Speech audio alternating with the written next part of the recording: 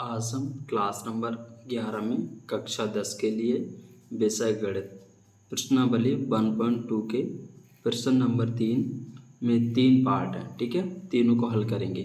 क्या दे रखा है कि सिद्ध कीजिए कि निम्नलिखित संख्याएं अपर में हैं। 3 सवाल हैं, हम तीनों को हल करेंगे इनमें। अब देखिए फर्स्ट है क्या 1/√2। ये क्या है? अपर में संख्या है, ये आपको सिद्ध करके बताना है। तो देखिए इसका हम सॉल्यूशन कैसे करेंगे। माना कि P/Q के रूप में एक परिमेय संख्या है। ठीक है, 1/√2 अपर में है, पर आप क्या मान के चलेंगे? पर में है। तो क्या होगी? P/Q के रूप में। तो यहाँ एक कंडीशन होती है जहाँ Q बराबर 0 नहीं होना चाहिए और P, Q का HCF मतलब मासा कितना होना चाहिए? 1। ये कंडीशन होती है। ठीक है, जैसे समझ लीजिए, जैसे मैं लिखूं 2/5। ठीक है, अब देखिए Q नीचे होता है तो Q बराबर 5 होंगे। देखिए 0 नहीं है, ऊपर 2 है। और देखिए P और Q का जो मासा कितना होना चाहिए? 1। तो 2 और 5 है। अब देखिए इसको क्या लिख सकते हैं आप? 2 गुणा 1। इससे क्या लिख सकते हैं? 5 गुणा 1। दोनों में कॉमन क्या है? सिर्फ 1। ठीक है, तो इसका मासा हो जाएगा, कितना हो जाएगा? 1। तो कह सकते हैं 2/5 एक परिमेय संख्या है। ठीक है, अब देखिए तब अब ये P/Q है। अब इसको हम क्या परिमेय संख्या मान के चल रहे हैं? 1/√2। सही है यहाँ तक। अब क्या करेंगे आप? Cross multiply. तो Q का गुणा 1 से होगा तो Q और P का गुणा √2 से हो गया। ठीक है, अब क्या करेंगे? दोनों पक्षों का वर्ग करने पर। ठीक है, तो Q का करेंगे तो क्या हो जाएगा? Q²। अब यहाँ पर देखिए P का करेंगे तो P²। √2 का करेंगे। ठीक है, और रूट और वर्ग कैंसिल कर देंगे तो क्या होगा? Q² बराबर P² इंटू 2। ठीक है, अब देखिए गुणा में इधर बराबर के इधर लाएंगे हम इसे, तो क्या होगा? Q²/2। जब बराबर से दूसरी तरफ लाते हैं, जब गुणा में होता है तो भाग में आता है, क्या बचेगा? इधर P²। अब यहाँ से समझिए इस 2 का भाग किस में जा रहा है? Q² में। ठीक है, तो कहने का मतलब क्या है? Q² 2 से विभाज्य है। ठीक है, समझ गए। अब देखिए Q² 2 से विभाज्य है, तो जैसे मैं कहूँ अगर 5 है, 5 का मैं वर्ग करता हूँ 25 होगा। ठीक है, ऐसे मैं कहूँ 2 है, 2 का वर्ग करता हूँ तो 4 होगा। ठीक है, अगर मैं कहूँ ये 2 से विभाज्य है तो है, देखिए 2 दूनी 4, 2 वर्ग कट गया। अब देखिए 2 का वर्ग 4 था, 2 से विभाज्य था, तो 2 से जो 2 था, 2 का ही तो वर्ग 4 था, तो 2 भी तो 2 से विभाज्य होगा। ठीक है, 2 से 2 2 1 2 कट गया। तो कहने का मतलब क्या, अगर किसी संख्या का वर्ग विभाज्य है तो वो संख्या भी उससे विभाज्य होगी। तो कह सकते हैं Q 2 से विभाज्य होगा। ठीक है। अब देखिए, अब नेक्स्ट क्या करेंगे आप, Q तो हो गया, अब Q बराबर आप क्या करेंगे 2C। 2C मानेंगे क्योंकि 2 से विभाज्य है तो 2 का गुणनफल भी तो होगा Q। भाई जब 2 से Q विभाज्य है तो गुणनफल रहा होगा तभी तो विभाज्य होगा। जैसे कहूँ 4 है, अब 4 को आप 2 गुणा 2 लिख सकते हैं। अब मैं कहूँ 4 2 से विभाज्य है तो देखिए यहाँ देखिए गुणनफल है 2 का तभी तो 2 से विभाज्य है। तो कहने का मतलब Q बराबर 2C ले सकते हैं आप। तो Q बराबर 2C तो यहाँ पर रख दीजिए। इससे समीकरण नंबर फर्स्ट मानिए। तो क्या करेंगे आप, समीकरण फर्स्ट में Q बराबर 2C रखने पर, ठीक है, तो रख दीजिए यहाँ 2C वर्ग है तो आप वर्ग कर देंगे बटे 2 बराबर क्या है A स्क्वायर। ठीक है, तो करेंगे 4C का C स्क्वायर बटे 2 A स्क्वायर। ठीक है, 2 दूनी 4। अब 2 इधर गुणा में मैं ले जाता हूँ इधर, तो P स्क्वायर बटे 2। ठीक है, अब यहाँ से समझिए क्या है कि इसका मतलब क्या है 2 से P स्क्वायर विभाज्य है। तो लिख सकते हैं P स्क्वायर 2 से विभाज्य है। अब उसी तरीके से P भी 2 से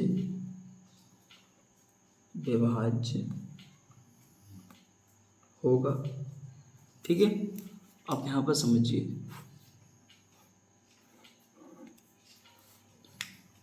अगर Q भी 2 से विभाज्य है, P भी 2 से विभाज्य है, ठीक है, तो देखिए Q भी 2 का गुणनखंड होगा, P भी 2 का गुणनखंड होगा। अब 2 का गुणनखंड और आप आगे क्या काट सकते हैं 2 गुणा 1, इसका भी आप 2 गुणा 1 कॉमन देखेंगे तो 1 कॉमन है और 2 कॉमन है तो क्या हो जाएगा 2 गुणा 1। इनका मासा कितना आ गया 2 एकम 2, मासा कितना आ गया 2। तो कह सकते हैं आप P Q का मासा कितना 2 आया। और जबकि देखिए आना कितना चाहिए था 1 और जबकि आया कितना 2, मतलब 1 नहीं आया तो हम कह सकते हैं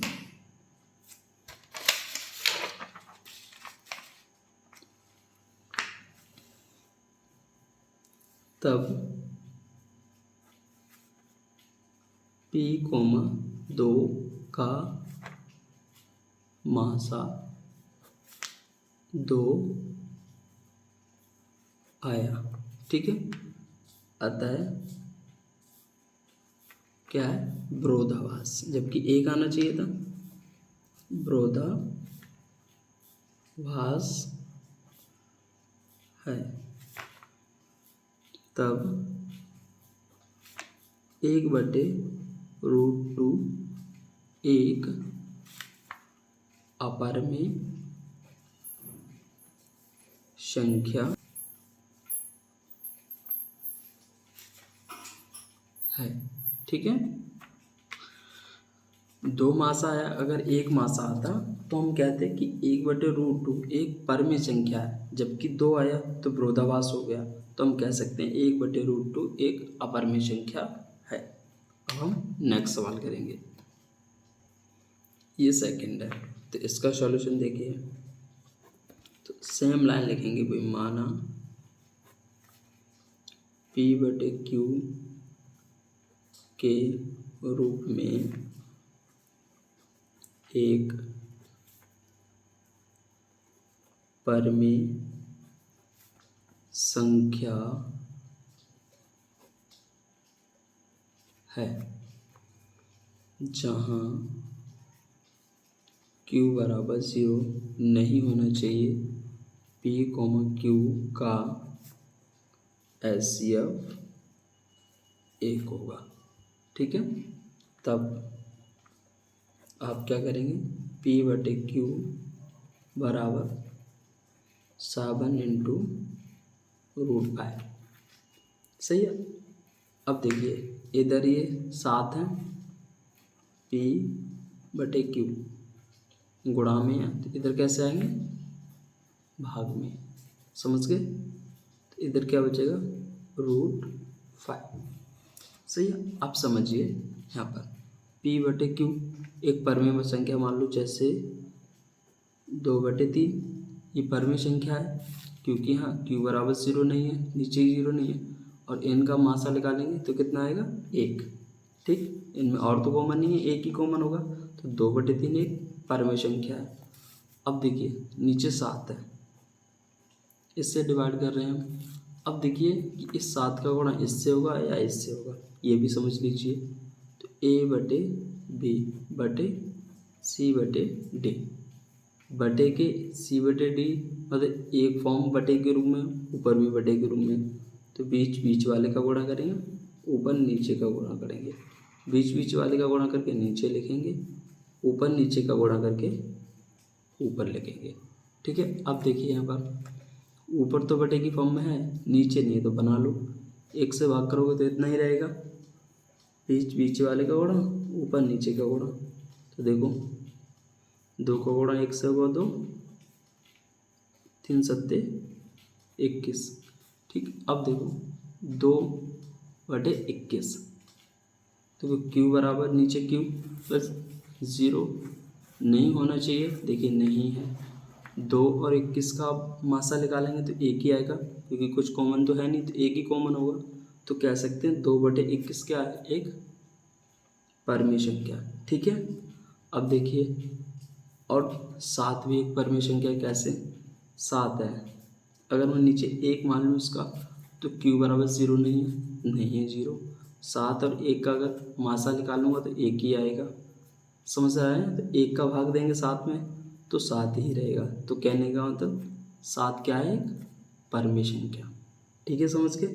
अब इसका मतलब क्या हुआ, p/q एक परिमेय संख्या है, 7 भी एक परिमेय संख्या है, और ये हमने p/q को एक संख्या मान भी ली और 7 का भाग भी दे दिया, तो हमारे पास क्या आया, परिमेय संख्या। तो इसका मतलब क्या हुआ, अगर हम परिमेय संख्या को परिमेय संख्या से भाग करेंगे तो क्या आएगी, परिमेय संख्या। समझ गए ना। तो जैसे मैं कहूँ परिमेय संख्या है, अगर इसे हम भाग कर रहे हैं किससे, परिमेय संख्या से, ठीक है, तो क्या आएगी, परिमेय संख्या। ठीक है, ये मैंने आपको करके बता भी दिया। सही है। तो देख, तो कहने का मतलब ये पूरी संख्या क्या हो जाएगी, परिमेय।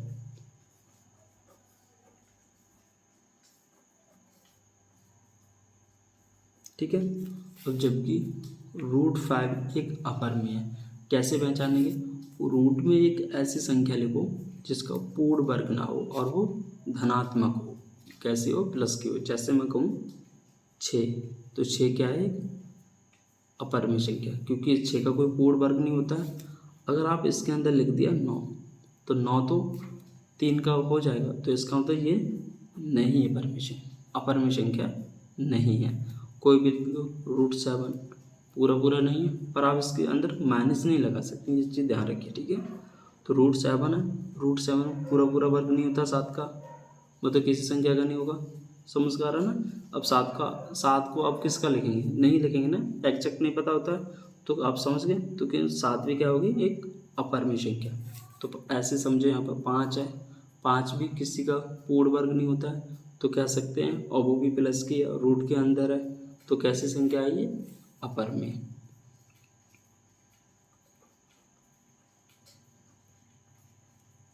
ठीक है।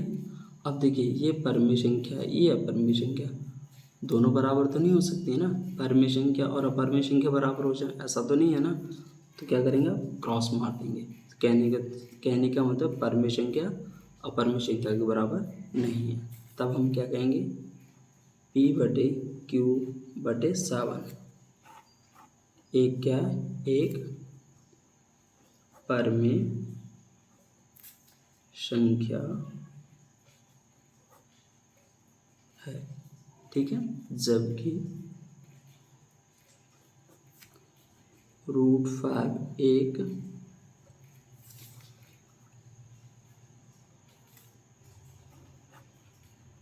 अपरमेय संख्या है, अतः विरोधाभास है। कैसा है,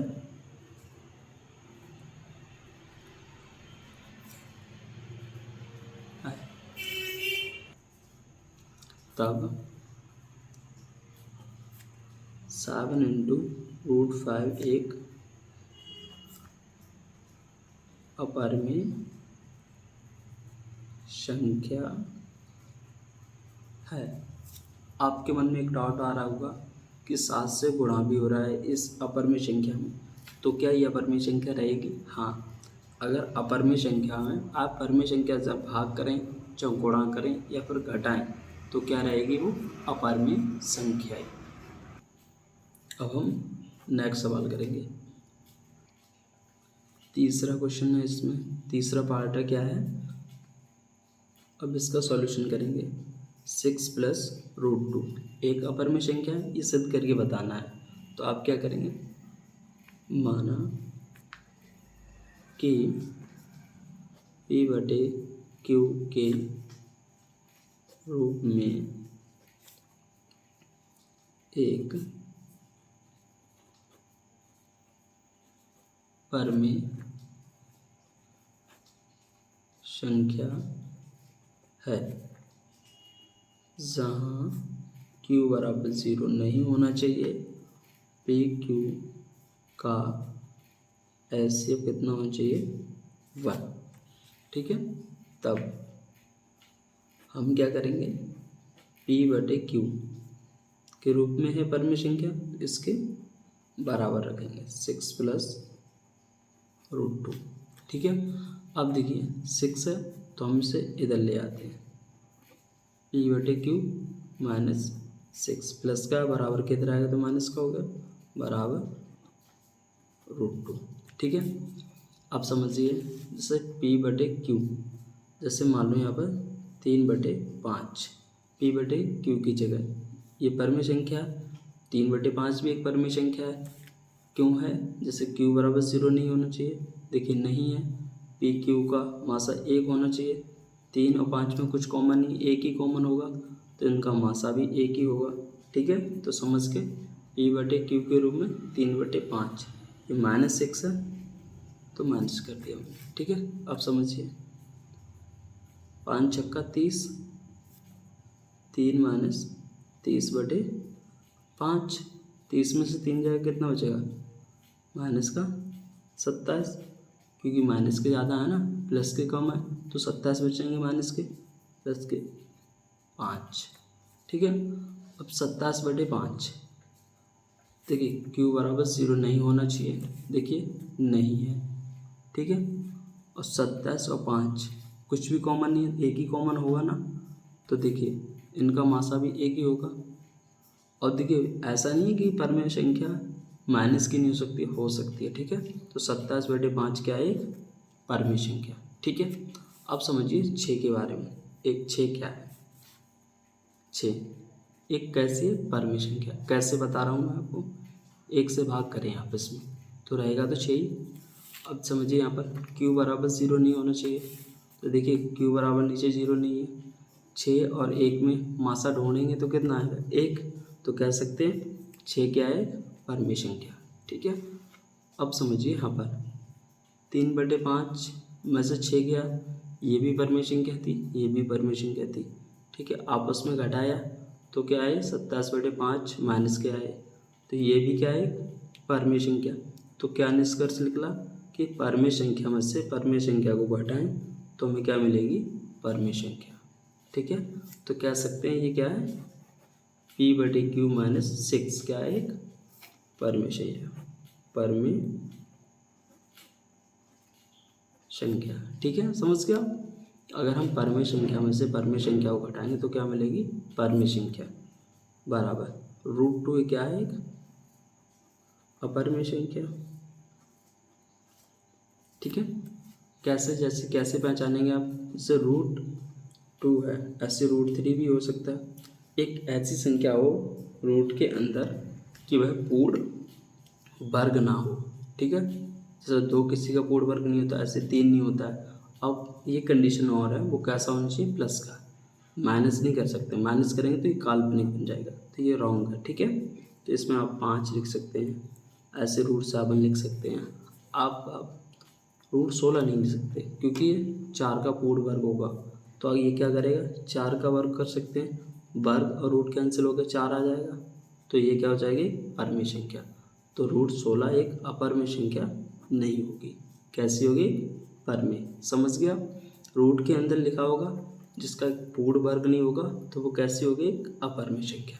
तो हम समझ गए √2 क्या है, अपरमेय संख्या, और ये परमेय संख्या। परमेय संख्या बराबर अपरमेय संख्या, ऐसा तो नहीं हो सकता ना कि परमेय संख्या और अपरमेय संख्या बराबर हो जाए।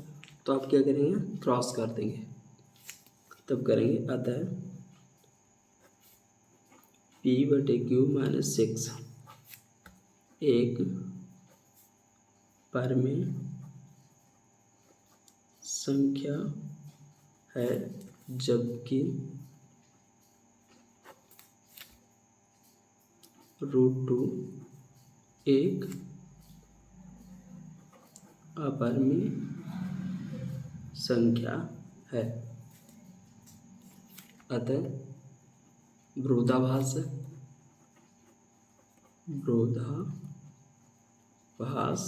है, तब 6 + √2 एक अपरमेय संख्या है। ठीक है, अब एक चीज़ आपके मन में और आ रहा होगा कि √2 एक अपरमेय संख्या, इसमें 6 जोड़ रहे हैं, क्या ये अपरमेय संख्या रहेगी? हाँ, क्योंकि आप अपरमेय संख्या में चाहे जोड़ें, चाहे घटाएं या भाग करें, तो वो संख्या क्या रहेगी, अपरमेय। ठीक है, समझ गए, तो कह सकते हैं 6 + √2 एक अपरमेय संख्या है। ये आपका तीसरा वाला पार्ट हो गया। नेक्स्ट वीडियो में आगे के सवाल हल करेंगे।